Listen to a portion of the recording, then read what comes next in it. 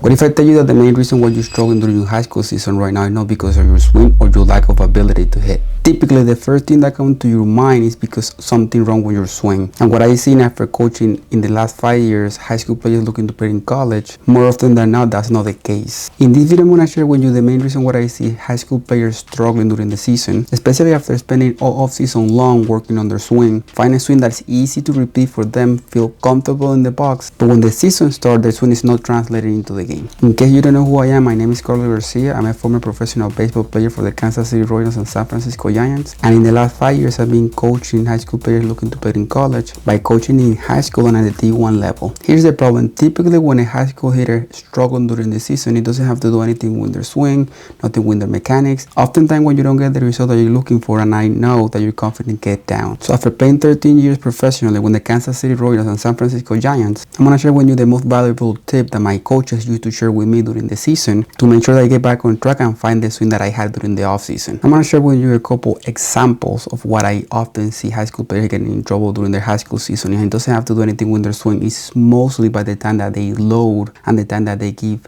to themselves to pull the slack out and land into an athletic and powerful position. I'm going to share with you this video from Mookie Betts where you can see as soon as the pitcher starts moving forward, he's moving forward with him, striding and creating his positive move, attacking the ball instead of just like loading or starting that strike toward the pitcher when the pitch or when the balls are in the air. And before we dive into any mechanical part of your swing, we have to make sure that you celebrate every single win. You don't have to be cocky, you don't have to be disrespectful, but you have to make sure that you give yourself enough credit, because as soon we're not getting the result that we're looking for, that's the perfect time for your mind to start creating negative thoughts in the box. Now diving more into the mechanical part, what my coaches used to tell me, especially during my timing, because timing is the number one thing that we have to be consistent with. You can have a great swing, you can have a great approach, a great plan, a great preparation, but if your timing is not ready in the game, you don't want to be able to hit at the next level. Basically, you have to make sure that you give yourself enough time to load before you explode. So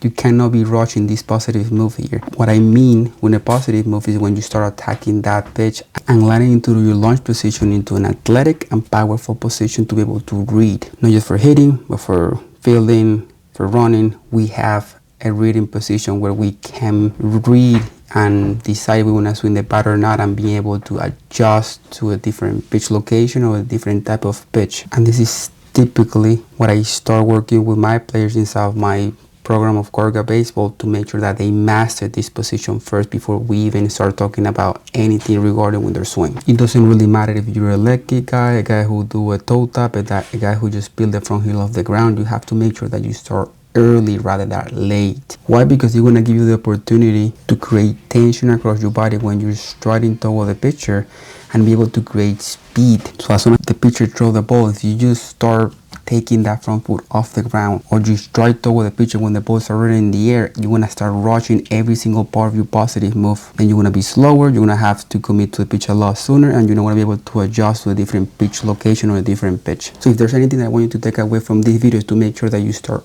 early with whatever type of load that you have. I'm going to leave in the description of this video the drills that I do to make sure that you give yourself enough time during your load and make sure that you get back on track during your season. And the most important thing is that you take action now. And the main thing that I want you to take a look at, if it's do you swinging at a good pitch, are you on time, and if you're getting into an athletic and powerful position at launch. This is typically the main reason that I see high school players struggle during the high school season, but this is not a single solution for every single player out there. So if you want somebody to hold your hand, walk the same journey that you're walking through right now, with 13 years of professional baseball experience, and work with over 100 high school players looking to play in college, I'm also going to leave a link in the description of this video where you can book a free call with me, and we're going to go over your number one struggle, your number one goal, and build a plan for it. But if you're not ready for that yet, check my channel where I share free training videos that can take you to the next level. And the main reason for this channel is for me to get you trust and you can start getting results on your own. And when you're ready to take your game to the next level, the way how I did during my professional career, we'll be able to talk about your current situation and take your game to the next level. Once again, thank you for watching this video. Don't forget to like and subscribe, and I'll see you in the next video.